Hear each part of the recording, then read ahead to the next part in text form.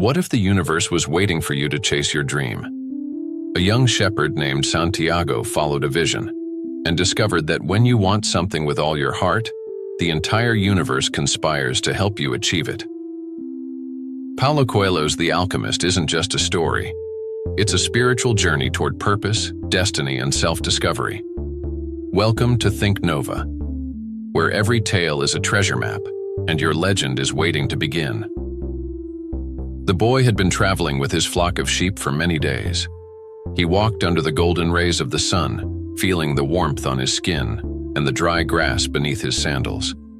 Each step was steady and rhythmic, as natural to him as breathing.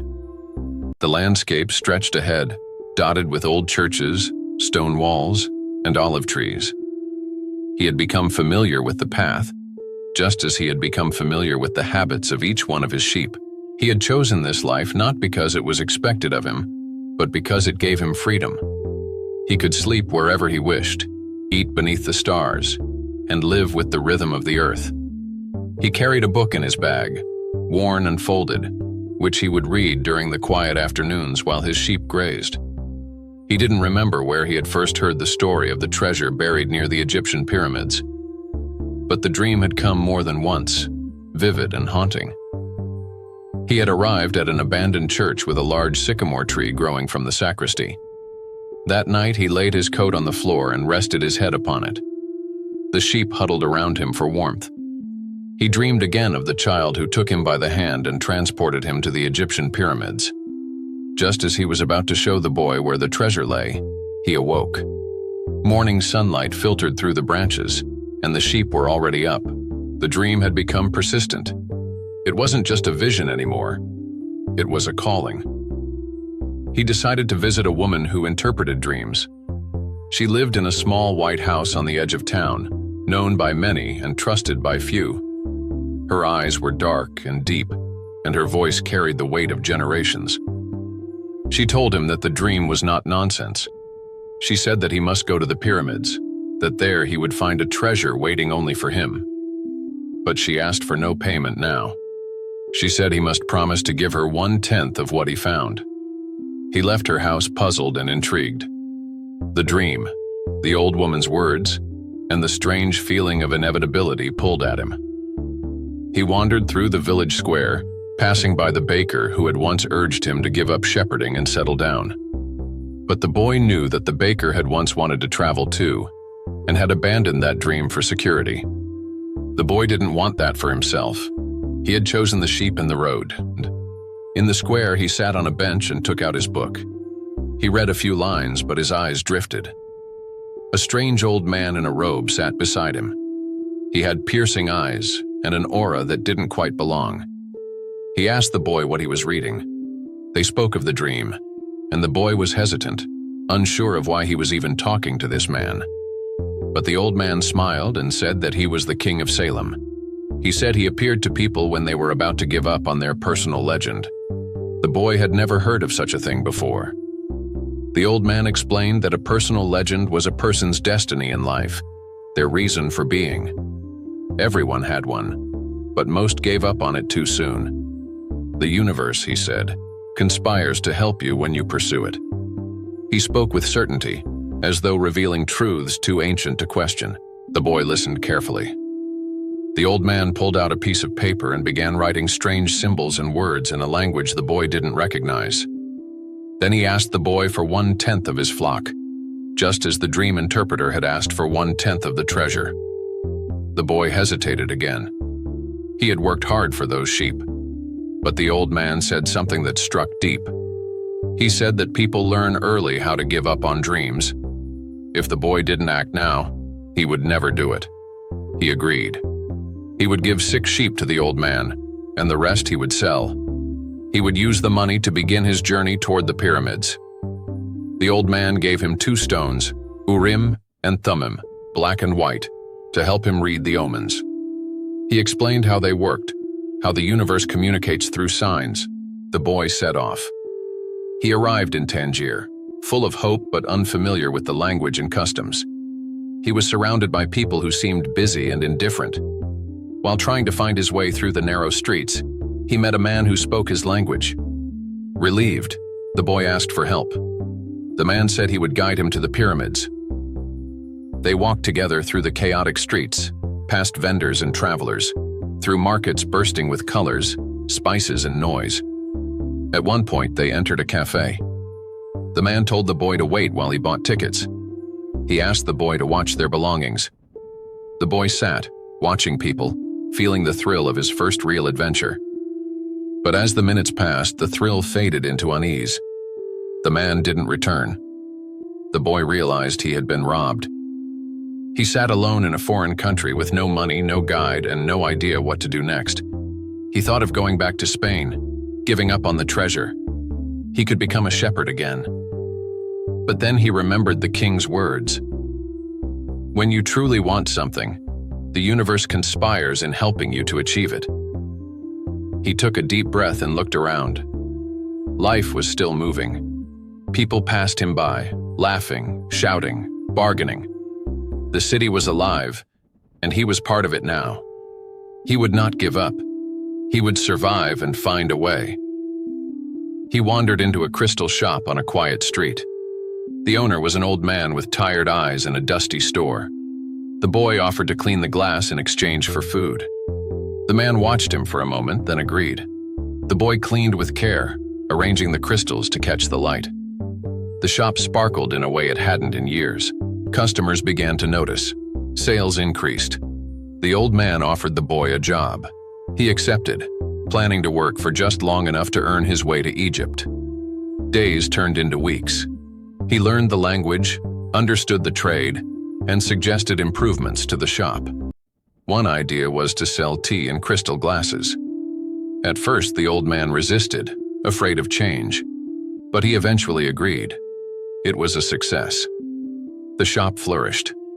The boy began to feel content. He had money in his pocket and a stable life. But something stirred within him. A quiet voice reminded him that he hadn't come to Tangier to sell crystal. He had come to find a treasure. One afternoon, standing in the shop, he looked out at the street and made his decision. He would leave. He would follow the dream. He counted his money. It was enough. He bought a ticket to cross the desert. In the caravan that would take him across the vast Sahara, he met people from all over the world. There was an Englishman who carried books and spoke often of alchemy. The boy listened, curious but cautious. The Englishman spoke of a master alchemist who lived at an oasis.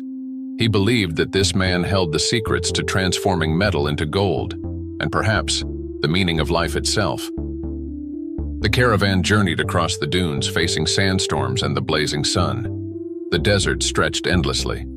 The boy watched, observed, and learned. He began to see omens again. The hawk flying low, the silence before the wind, the way the camels shifted their weight. Everything was speaking, if only one could listen. The Englishman explained that alchemy was not just about metals.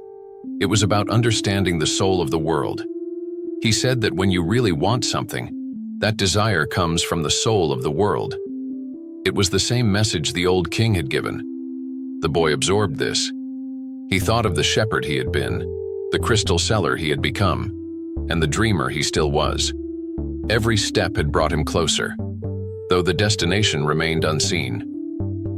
One night, as the caravan camped beneath the stars, the boy stared at the sky. The constellations whispered stories of ancient travelers, of dreams pursued, of love and war. He felt small, but not lost. The universe was vast, yet he belonged in it. He had chosen his path, and he would walk it. The caravan reached the oasis. It was a lush, vibrant place, unexpected in the middle of the desert. Palm trees swayed and water sparkled in hidden pools. People laughed, bartered, lived. And somewhere within this oasis, the Englishman believed, was the alchemist. The boy's heart beat faster. He was getting closer. And yet something else was waiting to be discovered. Something deeper than treasure. Something that would change everything. The oasis shimmered like a jewel in the heart of the desert, a paradise among dunes. The boy walked through its paths lined with palms, listening to the songs of birds that had never known the dryness of the desert. He observed men in long robes speaking in hushed tones, and women carrying jugs with grace and purpose. It was a place of peace, but also a place that hid many secrets. The camel driver explained that the oasis was considered neutral territory, a sanctuary during tribal wars. Battles were not fought here, and those who lived in the desert respected that rule. Yet the boy could sense tension in the air, a quiet waiting that hung in the silence between footsteps. The Englishman wasted no time. He searched for the alchemist, speaking to elders and travelers. The boy helped where he could, but spent most of his days watching, listening, and reading the omens. One day, while walking along the well-worn paths, he saw her. She stood by a well, drawing water, her presence like the soft breeze before dawn. She wore traditional desert clothing, but her eyes were bright and unafraid. Her name was Fatima. When he looked at her, something inside him shifted. It was not just admiration. It was recognition. He returned the next day and the day after that. They did not speak much at first, but words were not needed. Her eyes told him she understood the desert, the waiting, the longing. In her gaze, he saw home. He realized then that love could happen at the speed of light, and no amount of time could measure its depth. He told her about his dream, about the pyramids and the treasure. She listened with calm eyes and a patient smile. She said she belonged to the desert, and if he were to continue on his path, she would wait. True love, she said, would not keep him from his personal legend. It would support it. And with that, she gave him permission not only to love her, but to leave her.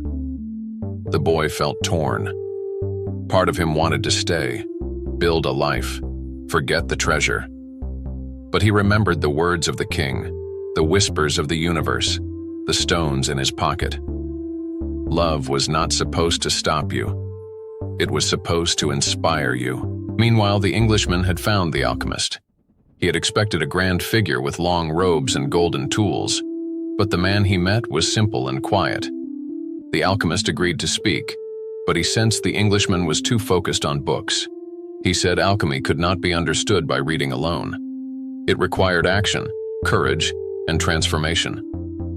The Englishman thanked him and continued his search inward, but the alchemist's eyes began to follow the boy instead. He watched him speak to the desert people, care for the camels, sit silently beneath the stars. The boy had the language of the world in him, the quiet wisdom of listening. One evening, the alchemist approached him. He spoke plainly. He said the boy had found true love, something many never discover. But he also said that love should not be an excuse. He told the boy that he must finish the journey, for the treasure was real, and so was the transformation waiting within him. The boy asked how he would know the path. The alchemist replied that when you are on the right path, fear disappears. It may still speak, but it no longer rules. He said the soul of the world had chosen the boy. That night, the boy thought deeply. He sat by the well, watching the desert stretch into infinity. Fatima came to him, and they said nothing. Their hands met briefly, and in that touch, they shared a lifetime. The next morning, he left with the alchemist. They journeyed on horseback through the vast desert. The days were hot, the nights bitter cold.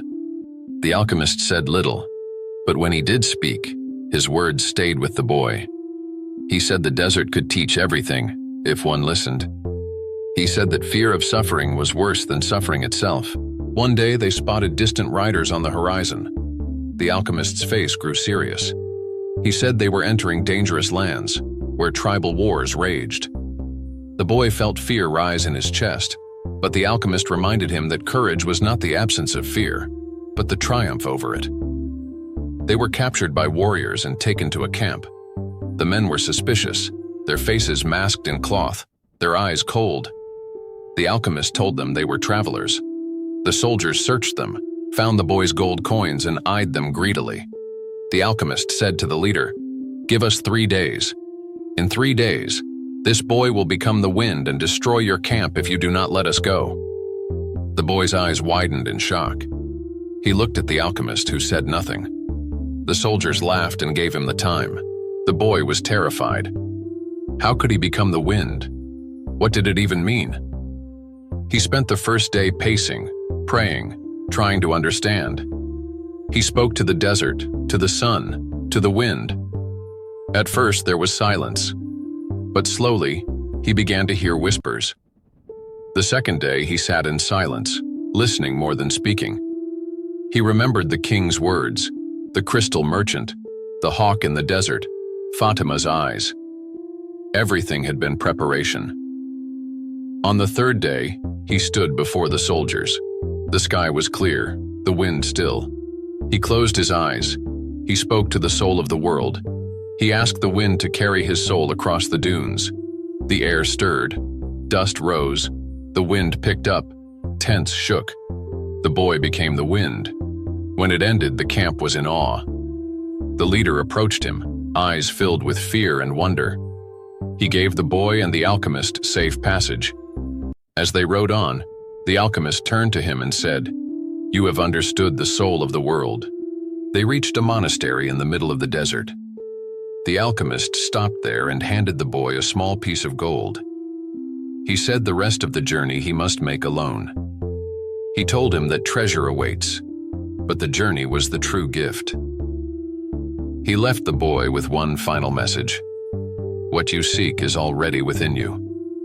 The boy rode alone now, the pyramids in the distance. When he finally arrived, he fell to his knees. The moon shone down, and the wind whispered welcome. He dug. Hour after hour, he searched the sand. His hands bled, his breath grew shallow. Then he was attacked. Strangers came, robbed him, beat him, mocked him. They asked why he was digging. He told them about the dream. They laughed and said that they too had dreams, foolish dreams, like treasure in a church in Spain under a sycamore tree. And they left him. The boy lay in the sand, aching. Then he laughed. He laughed until tears fell. He understood. The treasure was back where it had all begun, under the tree where he had dreamed. He returned. He crossed the desert again, the mountains, the oceans of sand and sky. He found the abandoned church. He knelt beneath the sycamore tree. He dug once more. And there it was. Gold, jewels, a chest filled with ancient treasures. He sat silently, his hands resting on the earth. He looked at the sky and whispered thanks.